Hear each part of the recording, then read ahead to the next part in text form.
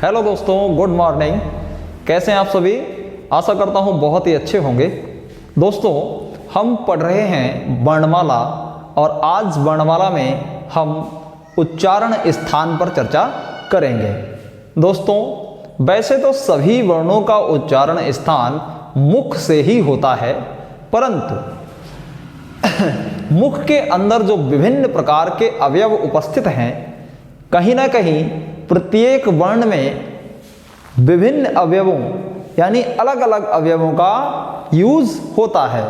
तो जिस वर्ण के उच्चारण में जिस अवयव का उपयोग सबसे ज़्यादा होता है, हम उस वर्ण को उसी श्रेणी में रखते हैं। जैसे अगर कोई वर्ण कंठ से उच्चारित हो रहा है तो हम उसे कंठ की श्रेणी में रखेंगे और उसे हम कंठ वर्ण कहेंगे।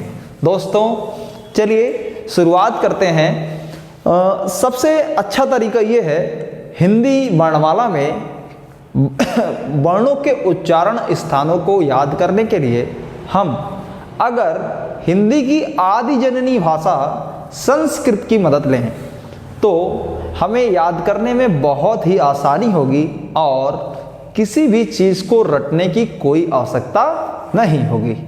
तो दोस्तों, हम संस्कृत के कुछ महत्वपूर्ण सूत्रों के माध्यम से उच्चारण स्थानों को पढ़ेंगे और बड़े ही आसान तरीके से हम इनको याद रख पाएंगे। तो दोस्तों, शुरू करते हैं। पहला सूत्र है अकुह विसर्जनीयानां कंठः। अकुह विसर्जनीयानां विसर्जनीया नाम कंठः। अकुह विसर्जनीयानां कंठः। दोस्तों, संस्कृत में यह सूत्र है।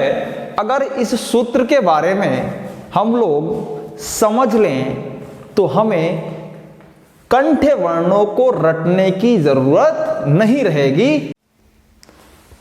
इसमें इस सूत्र में जो आ है, इस आ के दोनों रूपों को हम लिख लेंगे। इसके बाद इस सूत्र में जो कु दिया गया है दोस्तों, इस कु का मतलब है, संस्कृत भाषा में एक सूत्र है कु चू टू तू पु एते उदितः, यानी कु का मतलब का वर्ग से लिया जाए, चू का मतलब चा वर्ग से लिया जाए। तो यहां पर जो कु शब्द है इसका मतलब है का वर्ग, यानी का, ख, ग, घ और अंगा। इसके बाद हा, कौन सा वर्ण है? हा। फिर लिखा है विसर्ग, यानी कि आहा। विसर्ग वाले जो वर्ण हैं उनका उच्चारण स्थान क्या है? कंठ है। दोस्तों, इन वर्णों को बोलते समय, उच्चारित करते समय सबसे अहम रोल जो निभाता है वह है कंठ। इन वर्णों के उच्चारण करते समय हमारी जो जीभ है, हमारी जिह्वा मुख के किसी भी भाग को टच नहीं करती है और कंठ में झंझनाहट सी महसूस होती है। इस कारण हम इन वर्णों को कंठ वर्ण कहते हैं। क्या कहते हैं? कंठ वर्ण कहते हैं। तो इनका उच्चारण क्या हुआ दोस्तों? कंठ हुआ। आसानी से हम इस सूत्र की मदद से इन्हें याद कर सकते हैं। अगला सूत्र देखते हैं। ईचू यशानाम तालु। ईचू यशा नाम तालु। ईचू यशानाम तालु। देखिए, इस सूत्र को समझेंगे। ई का मतलब छोटी, बड़ी। चू का मतलब च वर्ग, यानी च, छ, ज, झ, इया। इसके बाद या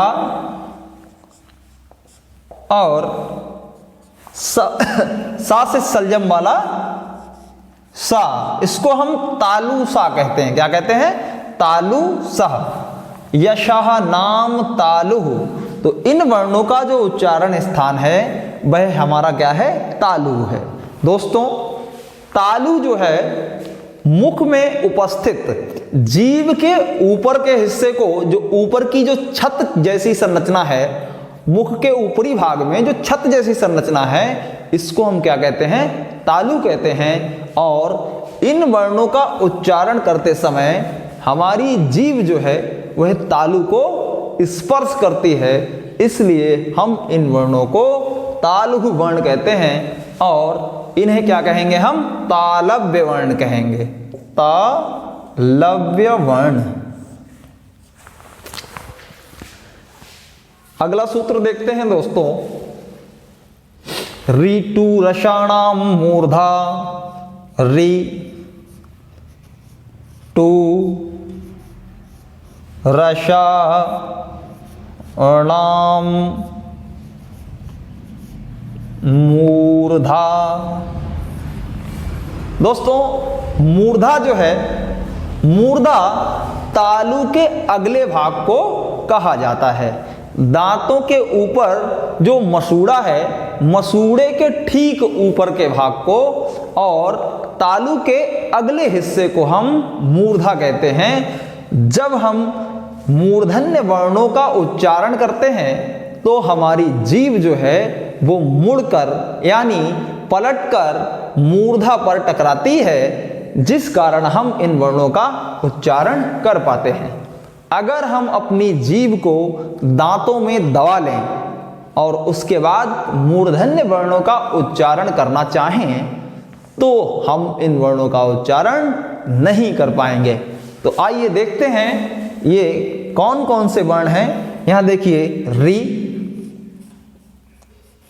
री, टू, टू का मतलब ट वर्ग, ट, ठ, ड, ढ, अणा और रा,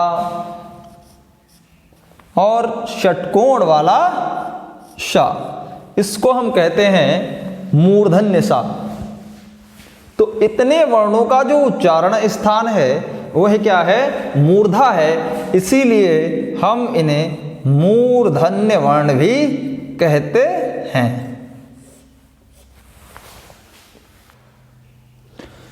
अगला सूत्र है लतुलसा नाम दंताः, ऋतुलसा नाम दंताः। तो लृ जो वर्ण है इसको संस्कृत में स्वर माना गया है, लेकिन हिंदी भाषा में इसको स्वर नहीं माना गया है। हम इसको अगर ना भी गिने, इसके बारे में अगर हम ना भी जाने, लेकिन जो लोग, जो भी दोस्त यूपी टेट की तैयारी कर रहे हैं और उन्होंने अपने आवेदन पत्र में अंग्रेजी के स्थान पर संस्कृत को भरा है, तो उन लोगों के लिए यह वीडियो बहुत ही महत्वपूर्ण होने वाला है दोस्तों, क्योंकि हिंदी और संस्कृत दोनों भाषाओं में उच्चारण स्थान समान ही होते हैं, तो उनके लिए बहुत ही आसान हो जाएगा। ऋ, तू का मतलब ता वर्ग, ता, था, दा, धा और ना। तू का मतलब हो गया ता, था, दा, धा, ना। इसके बाद क्या है? ला है और दंती सा, इसको हम दंती सा कहते हैं दोस्तों। तो ता, था, दा, धा, ना, ल, स, इन वर्णों का उच्चारण करते समय हमारी जो जिह्वा है वो दांतों को पीछे से क्या करती है? ठेलती है, दांतों को पीछे से स्पर्श करती है, तब जाकर हम इन दंत वर्णों का उच्चारण कर पाते हैं। दोस्तों, आपने देखा होगा जो बड़े बुजुर्ग होते हैं वो तावर्ण, तवर्ग के वर्णों को बोलने में थोड़ा सा उनको प्रॉब्लम होती है, क्योंकि उनके दांत निकल जाते हैं उस समय तक, तो दांत जो हैं वो जिह्वा को नहीं रोकते, इसीलिए उनका तो का तो निकलता है, तो ऐसे बोलते हैं, गलत तरीके से थोड़ा सा उनका बढ़िया नहीं बोल पाते, वो तवर्ग का उच्चारण उनका खराब हो जाता है। दोस्तों अगला सूत्र है उपुपद्यमानीयानाम ओष्ठौ। ऊ का मतलब छोटा ऊ और बड़ा ऊ। ये जो ऊ हैं ये 18 प्रकार के होते हैं। वैसे तो मूलतः ये 18 प्रकार के होते हैं। संस्कृत भाषा में इसके 18 प्रकारों का उल्लेख मिलता है। जैसे ह्रस्व ऊ, दीर्घ ऊ, प्लुत ऊ, अनुनासिक ऊ, अननुनासिक ऊ, इस प्रकार से इसके 18 भेदों का उसमें वर्णन मिलता है। लेकिन हिंदी भाषा में हम केवल 2 प्रकार के ऊ पढ़ते हैं, एक ह्रस्व ऊ और दीर्घ ऊ। तो ह्रस्व ऊ और दीर्घ ऊ। पू का मतलब पवर्ग, प, फा, बा, भा, मा। हम इस सूत्रों से ही इन वर्णों को अपने आप स्वयं लिख सकते हैं और हमें रटने की कोई भी जरूरत नहीं पड़ती है, अगर हम सूत्र को अच्छे ढंग से समझ ले तो। इसके बाद उपध्यमानीय वर्ण की इसमें चर्चा की गई है। दोस्तों उपध्यमानीय वर्ण पा और फा को कहते हैं, पा और फा को कहते हैं जब इनके सामने इस प्रकार से अर्ध चंद्र बिंदु जो है वो लगा हुआ हो तो इन वर्णों को हम उपध्यमानीय वर्ण कहते हैं। अगले सूत्र पे चर्चा करते हैं। और इनका जो उच्चारण स्थान क्या है? इनका उच्चारण स्थान है ओष्ठ, इसलिए इनको हम क्या कहते हैं? ओष्ठ्य वर्ण कहते हैं, ओष्ठ्य वर्ण। और इनको कहते हैं दंत्य वर्ण, दंत्य वर्ण। अगले सूत्र की चर्चा कर लेते हैं।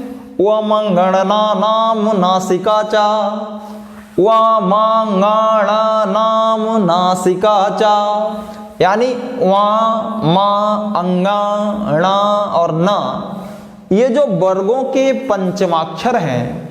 मैंने आपको वर्णमाला का जो सेकेंड पार्ट पढ़ाया है जिसमें मैंने व्यंजनों पर चर्चा की थी, उसमें मैंने आपको बताया था कि वर्गों के जो पंचमाक्षर हैं उनको हम नासिक के वर्ण भी कहते हैं, नासिक के व्यंजन भी कहते हैं, क्योंकि इन पंचमाक्षरों का जो उच्चारण स्थान है वह नाक भी है। इसलिए इनके दो उच्चारण स्थान हमें देखने को मिलते हैं। क्योंकि यह कवर्ग में शामिल है तो कवर्ग में हमने पहला सूत्र पढ़ा था अकुह विसर्जनीया नाम कंठः। तो इस जो ये जो अंगा है, ये जो अंगा है, इसका एक उच्चारण स्थान तो कंठ है और दूसरा उच्चारण स्थान क्या हो जाएगा? नासिका हो जाएगा। इस प्रकार से जो ये अंगा वर्ण है इसके 2 उच्चारण स्थान हो गए, कंठ और नासिका। इसके बाद जो है इया वर्ण जो है इसके 2 उच्चारण स्थान हैं, तालु और नासिका। क्योंकि जो इया है ये च वर्ग का वर्ण है, च छ ज झ इया, तो च वर्ग में आने के कारण ईचू यशा नाम तालु। इसका एक उच्चारण जो है वो तालु है और दूसरा उच्चारण क्या है? नासिका है। इसके बाद जो अणा है ये टवर्ग में है और टवर्ग का सूत्र हमने अभी अभी पढ़ा ऋतु रसाणाम मूर्धा, यानी ये मूर्धन्य वर्ण है और इसका एक उच्चारण स्थान मूर्धा है और दूसरा क्या है? नासिका। यहां से ये सूत्र बताता है ओम गणना नाम नासिका च, यानी ओमंग जो वर्गों के पंचमाक्षर हैं उनका एक उच्चारण स्थान नासिका भी है। उसके बाद देखिए जो ना वर्ण है, तो ना वर्ण दंत और नासिका दोनों जगह से उच्चरित होता है।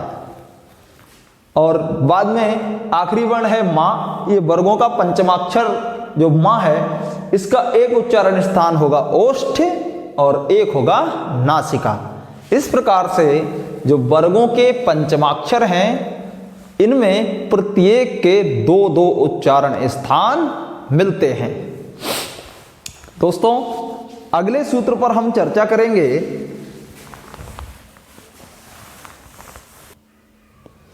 अगला सूत्र है एदैतो कंठ तालुः। इसमें दो वर्ण मिलते हैं, एक ए और ऐ। एत और ऐत दो वर्गों में ये विभाजित होता है और इनसे दो वर्ण मिलते हैं, ए और ऐ। ए और ऐ इन दोनों वर्णों का जो उच्चारण स्थान है वह क्या है? कंठ तालु है। इन दोनों वर्णों के उच्चारण करते समय कंठ और तालु दोनों का मुख्य अहम रोल है, इसलिए इन वर्णों के उच्चारण स्थान को कंठ तालु कहा गया है। तो हम इसे क्या कहते हैं? कंठ तालु वर्ण, कंठ तालु वर्ण। इसके बाद जो सूत्र है ओदौतोः कंठ्योष्ठम। ओ और औ, ओ एवं औ, ये जो दो वर्ण हैं इनका उच्चारण कंठ और ओष्ठ दोनों से होता है, इस कारण इनको हम कंठ्योष्ठ वर्ण कहते हैं। कंठोष्ठ, कंठोष्ठ वर्ण। दोस्तों अगला सूत्र है वकारस्य च दंतोष्ठम।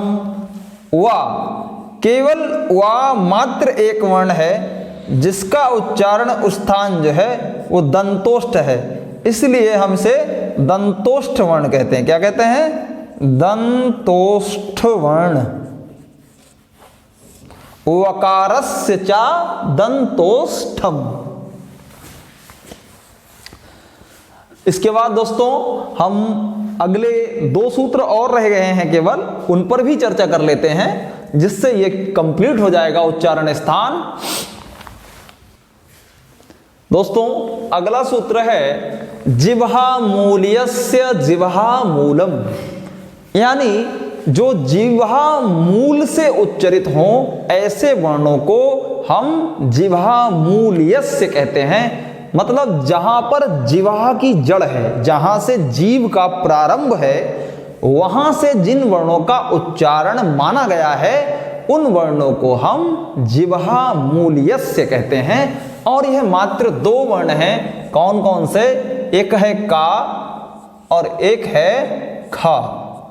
क्योंकि कंठ के पास ही जिह्वा का मूल भी है, इसलिए इन दोनों वर्णों को कंठ वर्ण भी हैं और यह जिह्वा मूल भी है। इनके आगे आपको अर्ध चंद्र बिंदु का इस प्रकार का निशान मिलेगा और जिन का और खा के आगे यदि अर्ध चंद्र बिंदु का निशान है तो हम इनको क्या कहेंगे? जिह्वा मूल्यस्य कहेंगे। इसके बाद मात्र एक आखिरी सूत्र है नासिका अनुस्वारस्य। नासिका अनुस्वारस्य। तो अनुस्वार वर्ण कौन से होते हैं आप जानते हैं? अनुस्वार होता है अंग। क्या होता है? अंग। तो अनुस्वार वर्ण जो है अंग, अंग का उच्चारण स्थान कहां से माना गया है? नासिका से। नासिका अनुस्वारस्य। तो दोस्तों इस प्रकार से हमने बड़े ही बेहतरीन तरीके से उच्चारण स्थानों को पढ़ा है और संस्कृत के सूत्रों के माध्यम से हम इनको बहुत ही बेहतरीन तरीके से याद कर सकते हैं। दोस्तों लास्ट में मैं एक एक करके सभी सूत्रों को रिपीट कर देता हूं जिससे आपको बेहद अच्छे तरीके से ये याद हो जाएं।